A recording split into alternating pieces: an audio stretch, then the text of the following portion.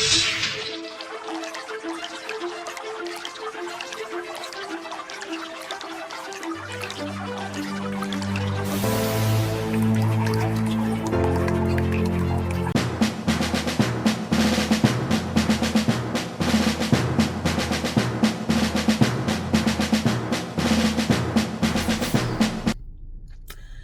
morning, my YouTube family and friends.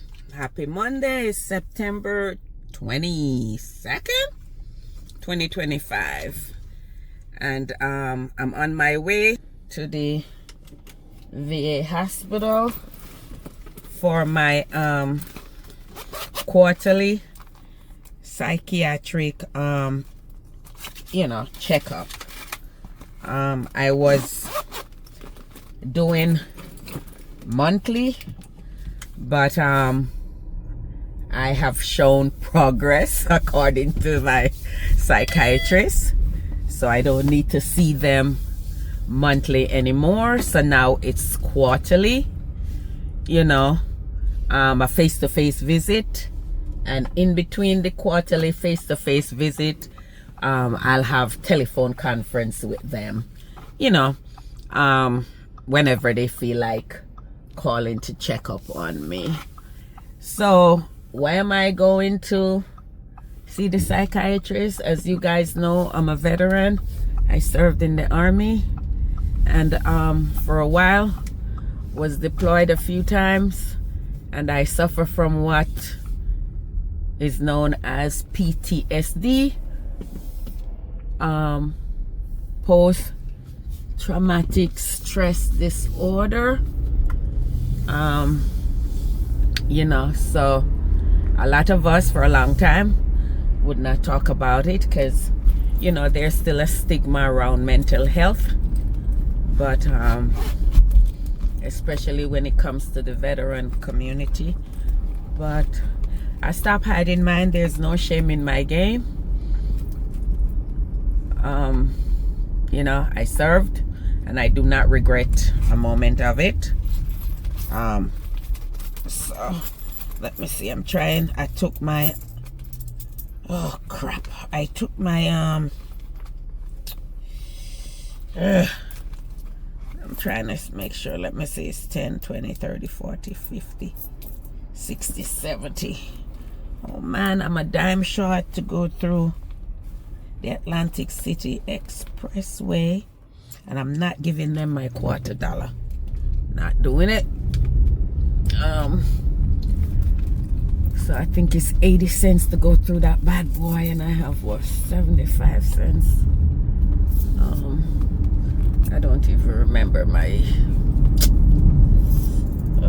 what is it?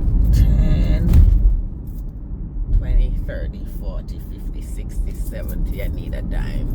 Where am I gonna get a dime? Or maybe I have to go local until I hit the major highway. But anyway, if I have to go local, I'll just take Cyclaville Road, because I do have the $6 in cash to pay to get over the wall to Whitman Bridge. Yeah, but back to what I was saying. I stopped being ashamed of having this disorder, because I'm not hurting anybody by ignoring it or hiding it. Not hurting anybody but myself. So for anyone out there who's suffering from post-traumatic stress disorder, don't be afraid to get help. Okay? Don't be afraid to get help. Don't become a statistic, because it's still 22 military personnel, and that includes active duty and veterans, that commit suicide each day. Not month, each day. Because we suffer in silence, right? There is help. There is help. I know we can talk to other civilians, to civilians about it, because they wouldn't understand, right? So a lot of us will open up to other veterans, but not to civilians. And a lot of times our partners become collateral damage, right? Because They want to know what's going on in our head because they want to help us, and we resent them for that, because when we talk to them, it's not like they can say, I understand. What do you understand? You have never experienced what we have experienced, so how the heck are you gonna say you understand? You know? And what's the use in opening up to you? You don't know what we went through. You know, you were sitting home in your warm bed when a lot of us were sleeping in foxholes and, you know, being shot at, or, you know, doing the unthinkable. So what the heck do you understand? Have you been there? You know, so as a matter of fact, we end up resenting their intrusion, you know, even though they believe they're helping, but they're not. They're not. So don't be ashamed to reach out to, you know, your local VA and get the help that you need. You know, trust me, I still have my anger issues. I'm on antidepressants. I take them. I still have my days when I just want to curl up in a ball in my room and I don't answer my phone. Somebody come to my door, I don't answer my door, you know. But I don't get suicidal ideations anymore, right?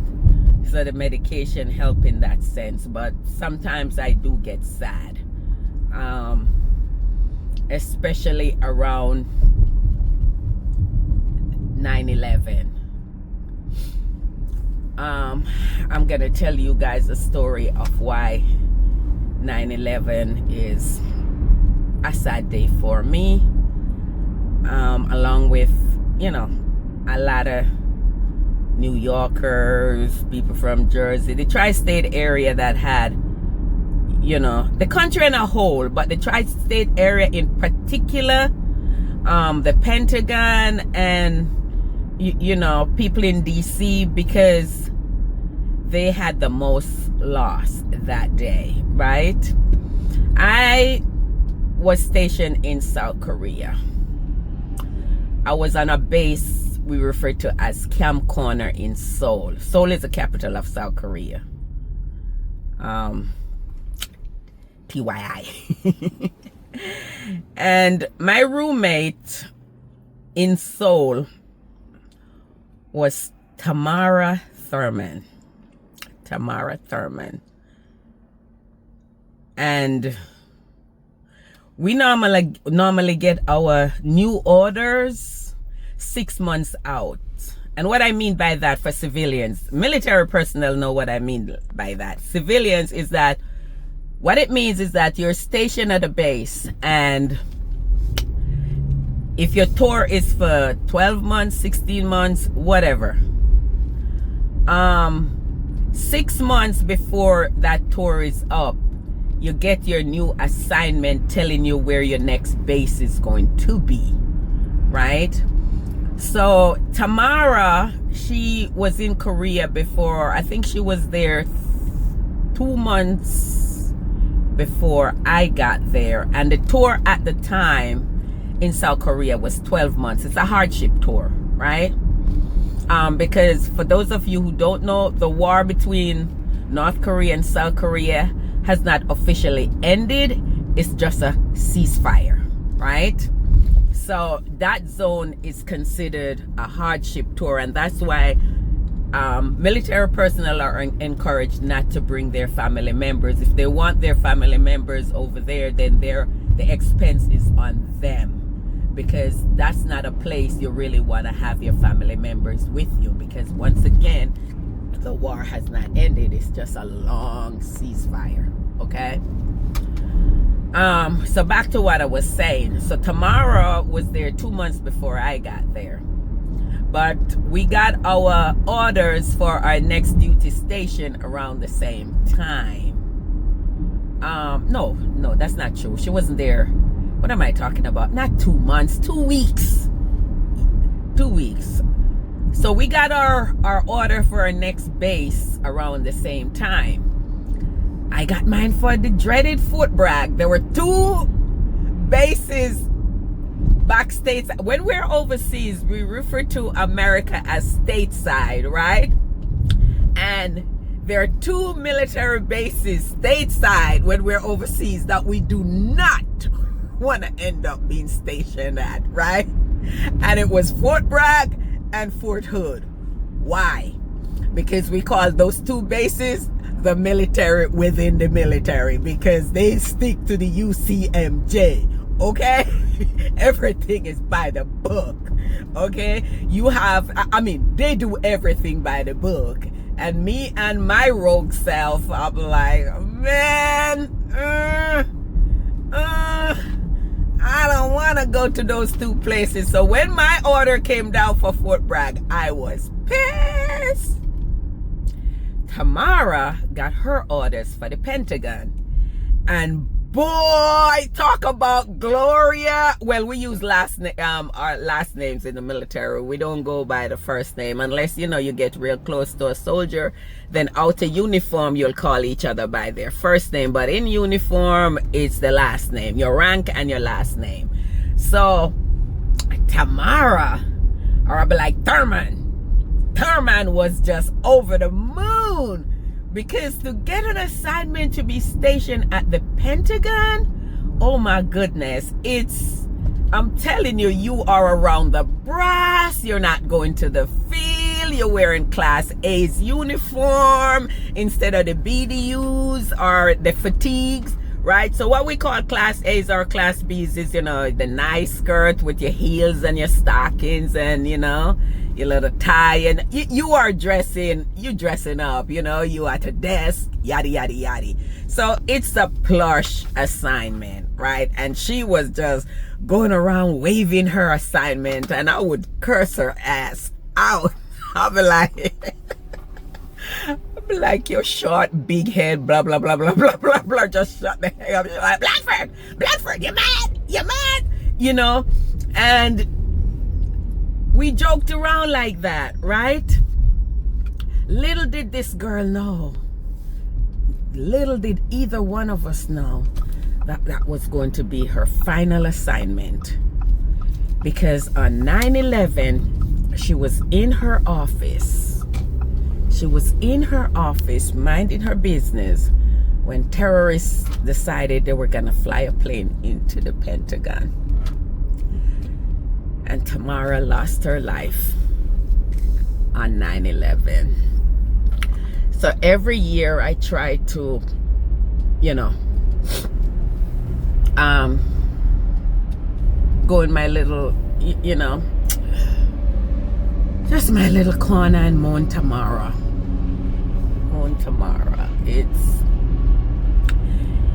Yeah, and this year was no different. You know, the thing that I'm most grateful for was that Tamara was a Christian. She was a Christ follower, right? In South Korea, I'm gracing the USO clubs. That's what we call the clubs in the military, USO. And I'm there Friday night, Saturday night, Sunday night, okay? And I am there, and we not leaving until the lights come on at 2 o'clock. 2 o'clock, GI, get out. Go to your barracks, go get some sleep, right? Tamara, on the other hand, I'm at the club until 2 a.m. Sunday morning. So I get home to the barracks and I want to sleep. You know, I want to sleep the whole day Sunday. And here comes Tamara, waking up, getting ready for church. Blanford! What? You going to church? No! Leave me alone! Blanford, you should be in church. I'm like, Tamara, you're big head, what not, don't leave me alone. Leave me alone, let me be. Blanford, that's not good. You should be in church, not the club. So, if the Tamara that I knew was the same Tamara in the Pentagon, I feel in my heart that absent from the body is present with the Lord. And I believe that's where Tamara is. Because she was gun-ho about her Lord. Okay? So I hope and pray someday that, you know, we'll meet again.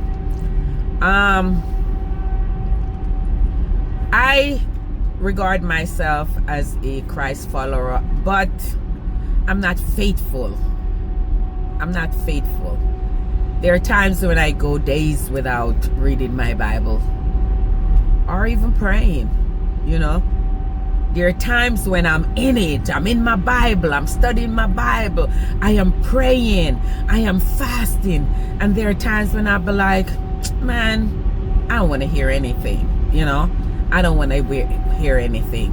But this is something that I have to work on, because I get into my depressive state and I don't want to hear anything.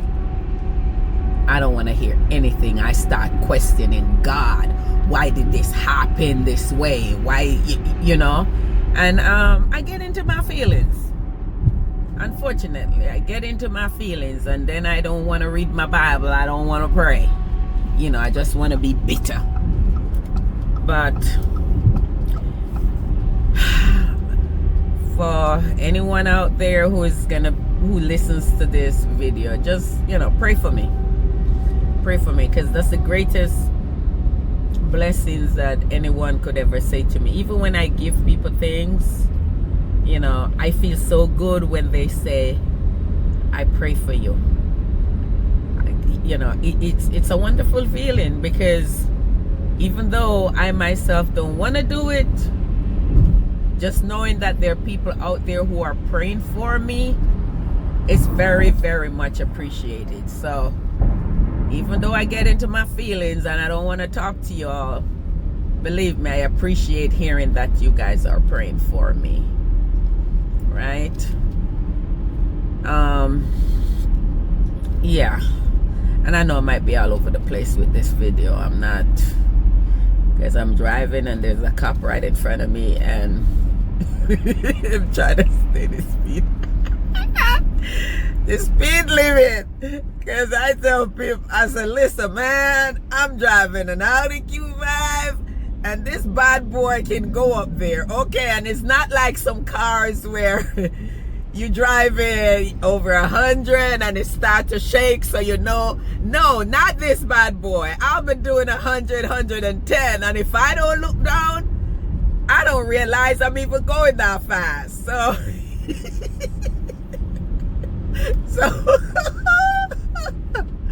oh God, thank God for my military service, because a lot of times when I get stopped, they were like, because it's on my ID that I'm a veteran, right? And then I have another card that says I'm a disabled veteran.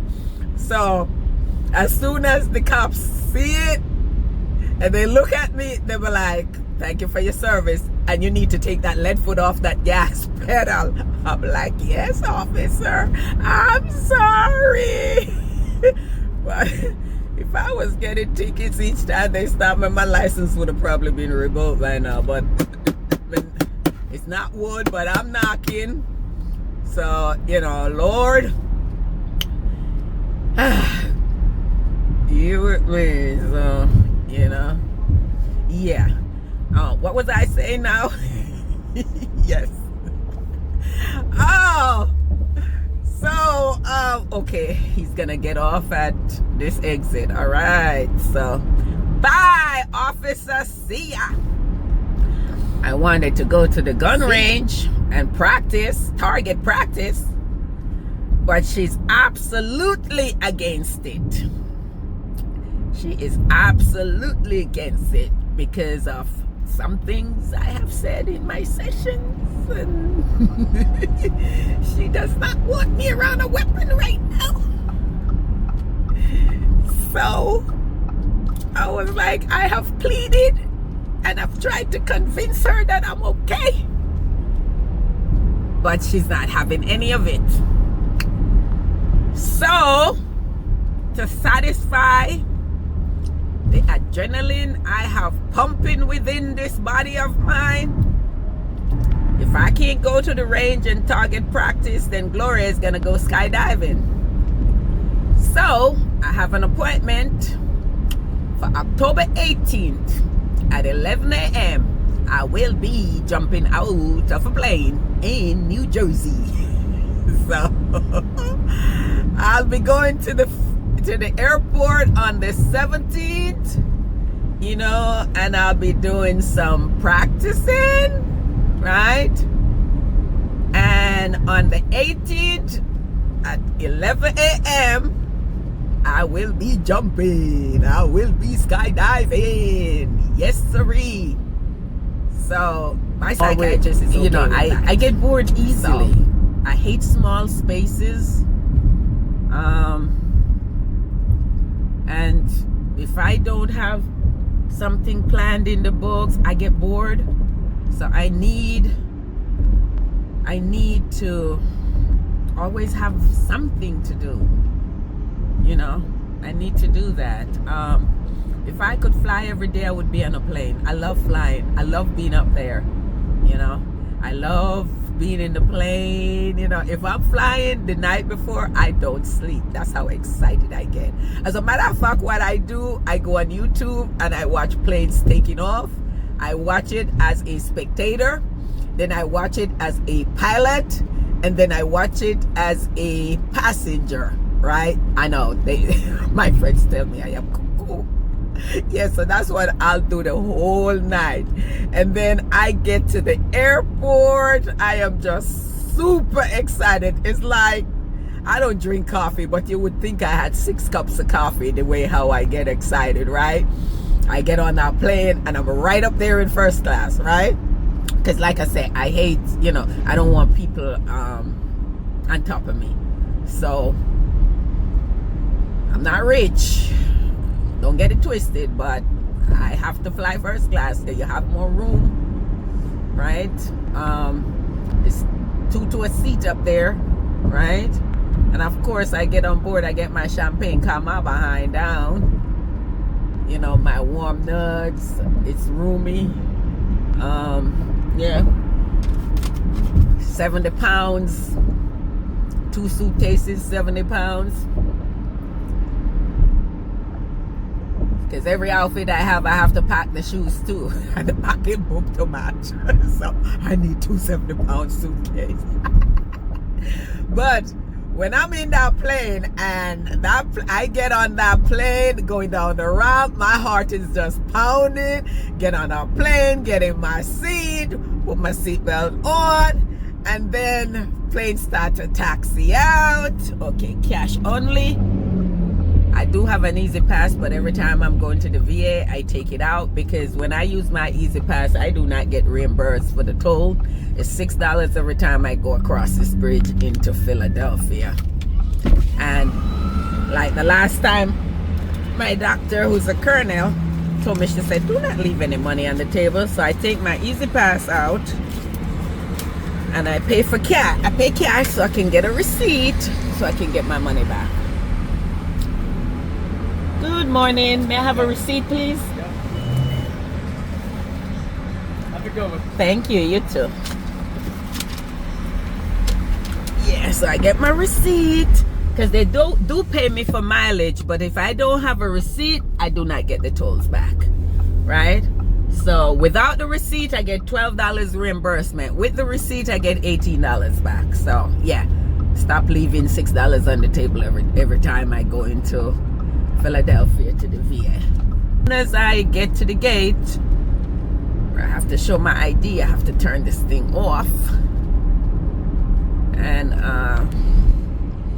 yeah, but y'all hear enough of my plane. That's what they say in the military before they jump. They'll be like, I am jumping out of a perfectly good plane for no damn reason. It's a good reason, but you know, us military always got to come up with some crap.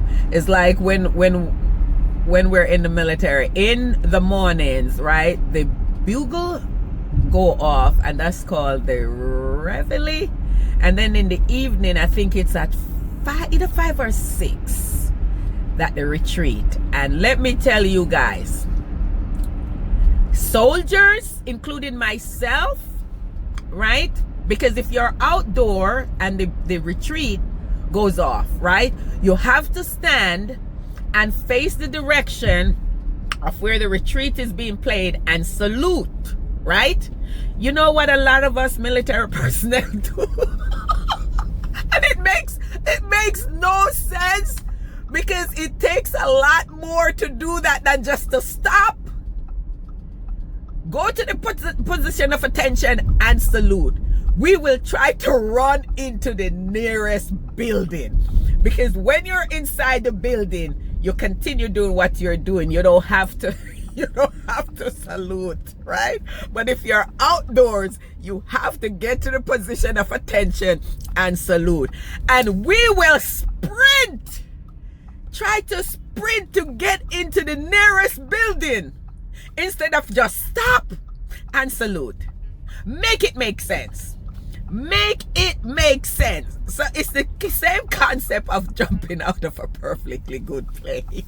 No, it's not the same, because jumping out of the plane, what we're doing is practicing. Oh, wow, wow. Oh, shit. Ooh, sorry, I did not mean to. But, oh my gosh. Oh my gosh. Really? Was that necessary? This person in this red car, why? Why? You see him trying to come out. Now, it would have taken up a lot more time to hit this man, wait on the cops, instead of just slow down and let him get out. Oh, unbelievable. So I'm 2 minutes away from the VA hospital. And for you people who don't know what VA means Veterans Affairs, okay? Look, people are just impatient this morning. Look at that. Anyway, yeah, Veterans Affairs. When you are active duty, you are a soldier, a sailor, airman, whatever. Once you get out, or, you know, the popular nickname for us is GI, government issue, because we belong to the government 24/7 when you're in. But once you get out, you become a veteran, okay? So we say we go into the VA, which is Veterans Affairs hospital, for our treatment. And they do have smaller clinics in Jersey, but I like coming to VA because everything is housed in one building, right?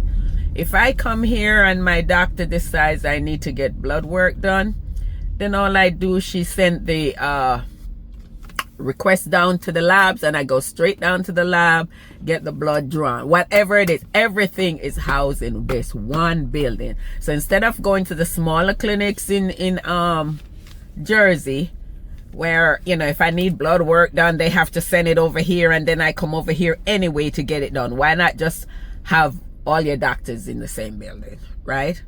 So that's why I come over here to the VA instead of using the smaller ones in Jersey. So over here I have my psychiatrist, I have my counselor, I have my primary care physician, my cardiologist, my neurologist, my dermatologist, you name it. Whatever it is, they're all housed in one building, just on different floors. So 1 minute away now. So, oh, let me get my ID out. I have to show my ID at that gate. And then, yep, I have to end this recording.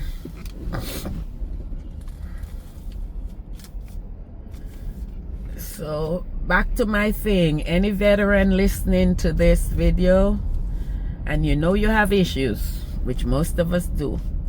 My whole time in the service, America was involved in one conflict or the other.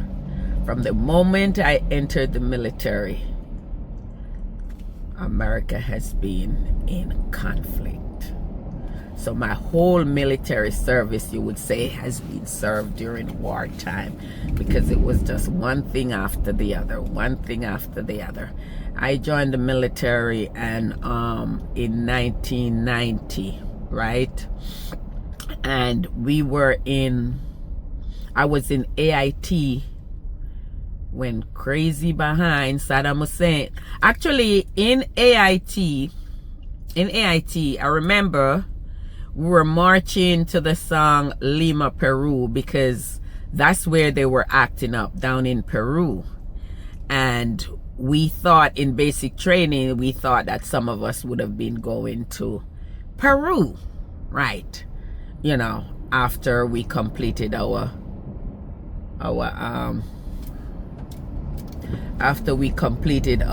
training, that we were gonna be deployed to Peru. Little did we know that I would be in AIT, and AIT is Advanced Individual Training. That's where in boot camp you learn to leave the civilian life and become a soldier. That's where they turn you into a soldier, in boot camp. And then in AIT, you learn your job that you're going to do while you are in the military. So, you know, military is acronyms for everything. So instead of saying individual advanced training, advanced individual training, I mean, we just shorten it and say AIT. So I was in AIT, learning the job that I was going to do in the military. Hussein decided he was going to invade his neighbor, Kuwait. And then all of a sudden, ish got serious. Ish got serious, because we were like, oh, sugar, honey, iced tea.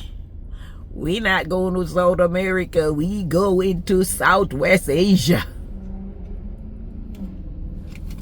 I was like, man, Saddam, why? Why? And from that moment until I left the military in the 2000s, we have been in one conflict after the other. Okay, Kuwait, Bosnia, Haiti, Iraq, Afghanistan. Oh my God. And it just go on and on and on and on. What is it? No rest for the wicked? Is that it? No rest for the weary. Minute away, that's the VA parking lot over there to the left, right? And over here to the right, there's a parking lot for CHOPS. There's a lot of hospital in this area. You have CHOP, which is Children's Hospital of Philadelphia. A lot of hospitals on the right, and then the VA on the left, and straight ahead is more medical buildings. But I kid you not, between here, I stay longer in traffic 1 mile away from the hospital than I do the entire journey over here, because, you know, they slow down to look at your ID to make sure you're who you say you are and that you do have authorization to be on this compound. So it can be a pain in the derriere. Come on, come on. Ugh, I'll just stay right here.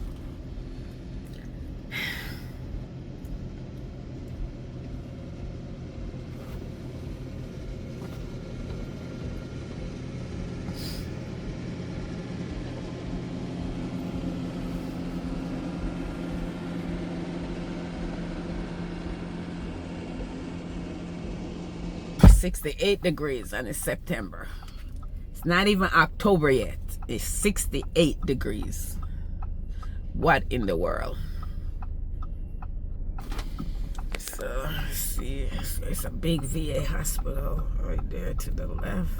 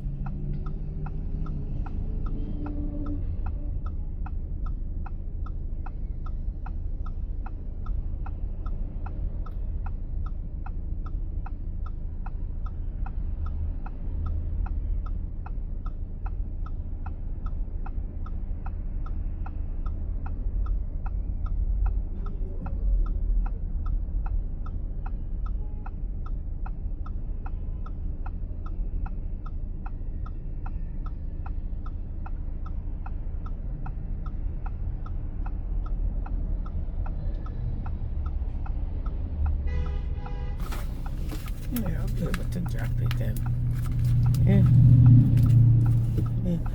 Be able to drop it and get my vaccination.